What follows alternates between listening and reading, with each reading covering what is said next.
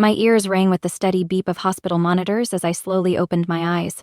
The sterile white ceiling came into focus, along with the worst headache I'd ever experienced. As I tried to move, pain shot through my entire body, making me gasp. That's when I saw her, my mother-in-law, Margaret, standing at the foot of my hospital bed with cold eyes. "You should have known your place," she said, her voice dripping with contempt. "This baby was never meant to be." I wanted to scream, but my throat was too dry. Where was my husband? Where was my baby? The last thing I remembered was falling, tumbling down those marble stairs at her mansion. The dinner party, the argument, the push. My name is Sarah Shen, and 6 months ago, I never imagined I'd be fighting for my life and my unborn child's future. I was just a 32-year-old elementary school teacher in Seattle, living a quiet life with my daughter Lee from my first marriage. After losing my husband Mike to cancer 3 years ago, I'd focused on building a stable life for Lily and me in our cozy 2-bedroom apartment. I met James at a local coffee shop where I graded papers every Thursday afternoon. He was handsome in a subtle way, with kind brown eyes and a gentle smile that made you feel instantly at ease. That day, he'd accidentally taken my vanilla latte instead of his Americano. We laughed about it, and somehow that mix-up turned into an hour-long conversation.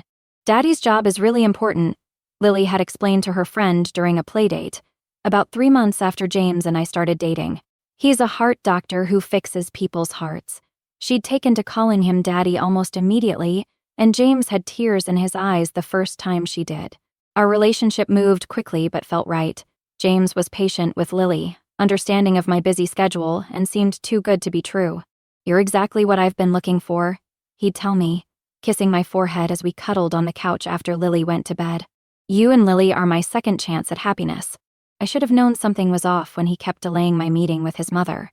"Mom's very traditional," he'd say, running his fingers through his hair, his nervous tell. "She has certain expectations. I just want the timing to be perfect." The first red flag came during our engagement party. James had proposed on my birthday, with Lily helping him hold up the ring. It was perfect, intimate, and completely us. But his mother insisted on throwing a formal engagement party at her waterfront mansion. I still remember walking into that house, clutching James's arm while Lily bounced excitedly beside us. The mansion was intimidating, all marble floors and crystal chandeliers. But Margaret Myers was even more intimidating. She stood at the top of the grand staircase, dressed in an expensive black dress that screamed old money. "So," she said, looking down at us, her eyes lingering on Lily, "this is the teacher and her daughter." The way she said teacher made it sound like a dirty word. James squeezed my hand, but I felt the first chill of what would become a nightmare. "Welcome to the family," Margaret said with a smile that didn't reach her eyes. "I do hope you understand what you're getting into." The Myers name carries certain expectations. Looking back now, I should have seen it coming. The way she'd corner me at family dinners, making subtle comments about my background, how she'd emphasize the importance of the Myers family legacy, the disapproving glances when Lily called James Daddy. But I was too in love, too hopeful about our future to see the darkness lurking behind her polite smile. Then I got pregnant. James was overjoyed, spinning me around in our kitchen when the test showed positive. Lily jumped up and down, thrilled about becoming a big sister. For a moment, everything was perfect, until Margaret found out. Everything changed the day we announced the pregnancy at Sunday dinner.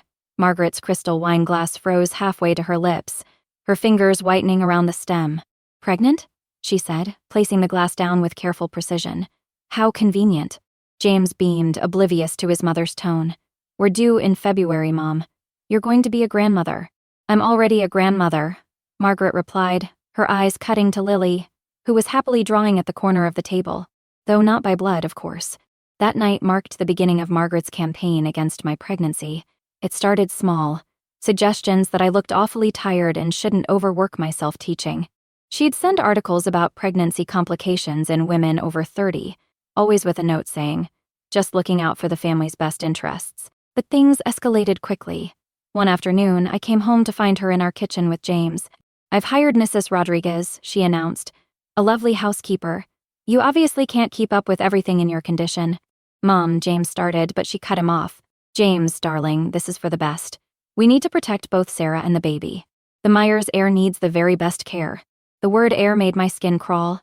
I found myself constantly defending my choices, my decision to keep teaching until my 7th month, my birth plan, and even my prenatal vitamin brand. "Those store-bought vitamins," Margaret had scoffed. I'll have my physician write you a prescription for the proper ones. James tried to mediate, but he was caught between his mother's iron will and my growing distress. She means well, he'd say, holding me as I cried after another tense family dinner. She's just old-fashioned about these things. Then came the accidents. A loosened rug at the top of her stairs nearly sent me tumbling. Tea that made me violently ill, Margaret claiming she forgot I couldn't have certain herbs during pregnancy. Each incident was followed by her concerned acts, rushing to help while reminding everyone how delicate I was. Lily started having nightmares. Grandma Margaret said the baby might make us move away, she whispered one night. She said we don't belong in their world. I confronted James that evening. Your mother is trying to sabotage this pregnancy, I said, my hands protectively over my growing belly. She's scaring Lily. Sarah, please, he sighed, looking tired. She's just having trouble adjusting. Give her time. But time only made things worse. At 7 months pregnant, Margaret insisted on hosting a small baby shower at her mansion. 300 guests, all from Seattle's elite circles, watched as she orchestrated her perfect event. Don't you look healthy? She said as I waddled in, her eyes narrowing at my swollen ankles. Though perhaps you should watch your weight. Myers women have always been so elegant during pregnancy. I endured 3 hours of subtle jabs and pointed comments about family traditions. But it was what I overheard in the bathroom that chilled me to my core. It's such a shame, Margaret was saying to someone. James was engaged to Caroline Whitney before this. Teacher caught his eye. The Whitney fortune would have secured the Myers legacy. Instead, he's saddled with a ready-made family and another on the way. But accidents do happen. I should have told James immediately. Should have shown him who his mother really was. But that night, he was so happy, talking to my belly and helping Lily pick out stories to read to her future sibling. Then came the dinner party that changed everything. Margaret insisted we all come over to celebrate James's promotion at the hospital. Family tradition, she said, her voice brooking no argument. I didn't want to go. Something felt wrong. But James was so proud of his promotion and Lily was excited to dress up in her new party dress. If only I'd listened to my instincts. The night of the dinner party was freezing for Seattle.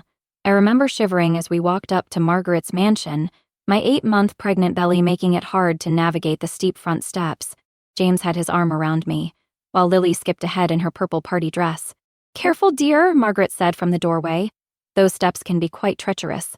Something in her tone made me hold James's arm tighter. Dinner was tense from the start.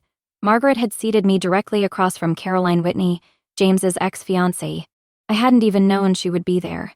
She sat perfectly poised, diamond earrings catching the light every time she laughed at one of Margaret's jokes. Caroline just made partner at her law firm, Margaret announced over the soup course. Such an accomplishment for someone so young. Don't you miss teaching, Sarah?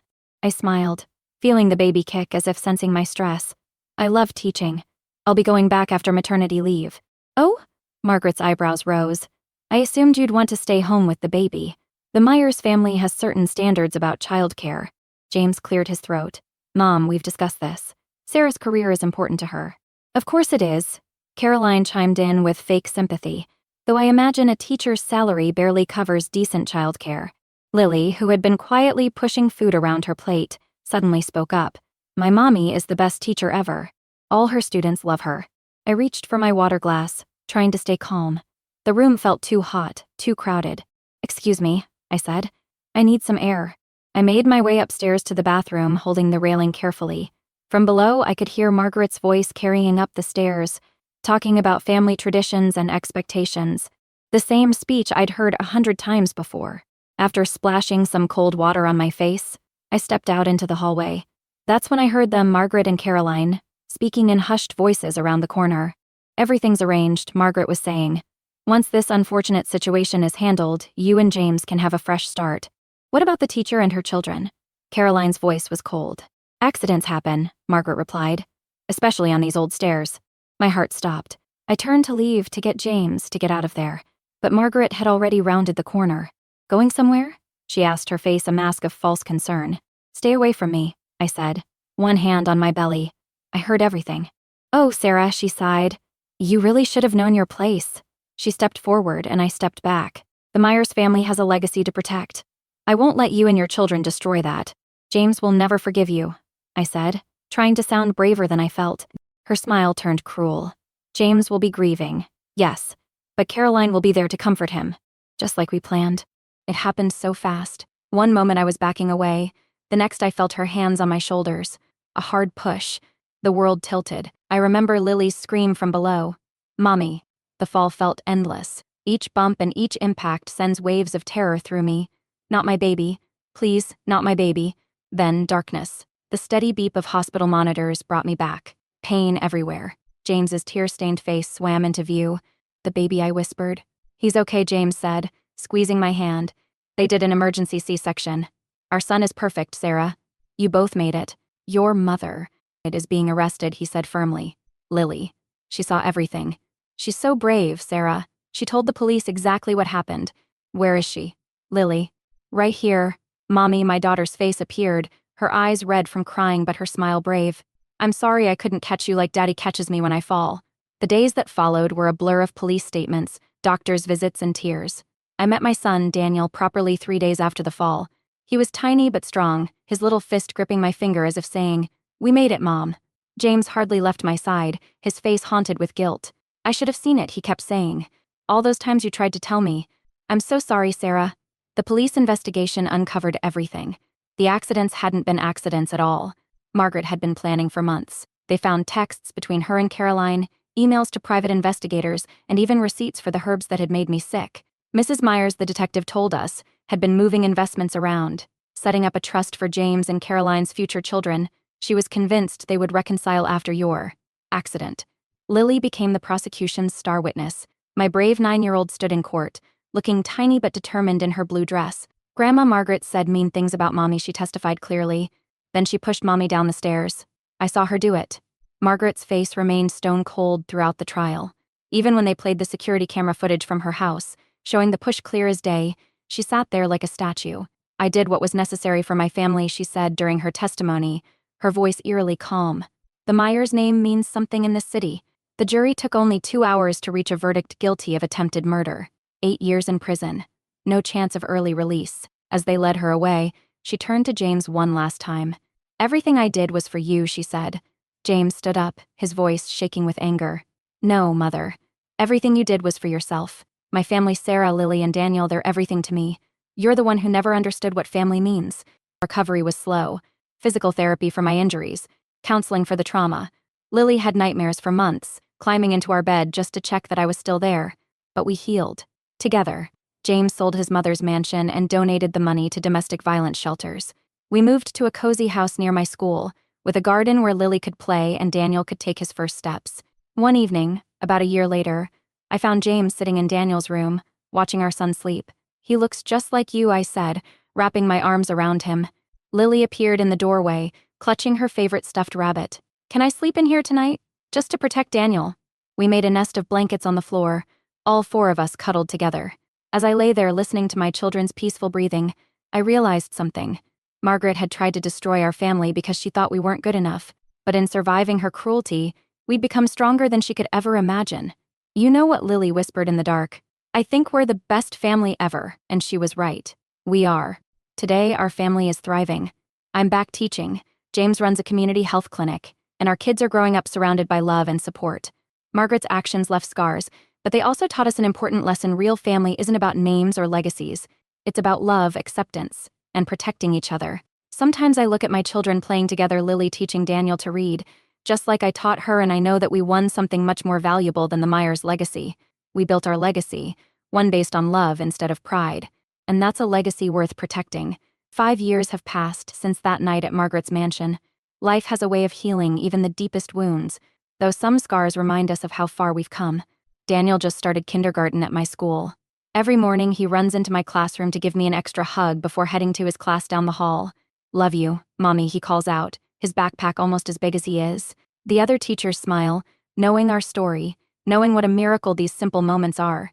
Lily's 14 now, and incredible with her little brother. The other day I overheard her telling her friends, "My brother's here because my mom fought for him." Fought, she says this with pride, and it makes my heart swell every time.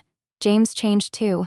He started a support group at his clinic for families dealing with toxic relationships. Every story matters, he tells them.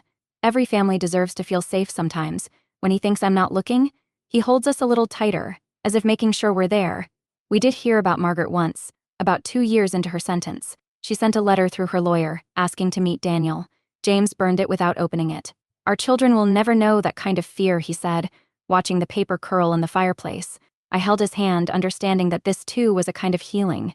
Last week, during our family movie night, Lily asked me something that stopped me in my tracks. "Mom," she said, while Daniel dozed in my lap, "are you ever scared it could happen again?"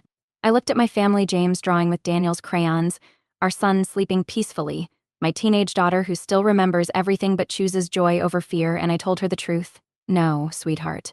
Because now we know our strength. We have each other, and that's all we need." Later that night, I found Lily's diary open on her desk. Yes, I peek sometimes I'm still a mom after all. She'd written, "Some kids have perfect families with perfect stories, but I think our story is better. We fought for each other. We chose each other. And every day we keep choosing love over fear. Mom says that's what makes us strong. I think that's what makes us perfect." She's right, you know. Our story isn't a fairy tale. It's better. It's real. It's ours. Every morning when I wake up to Daniel's giggles and Lily's teenage eye rolls when I feel James's arms around me and see our family photos on the walls, I know we didn't just survive, we triumphed. Because sometimes the happy ending isn't about having a perfect life. It's about having the perfect people to share your imperfect life with. And that's the kind of legacy I'm proud to pass on.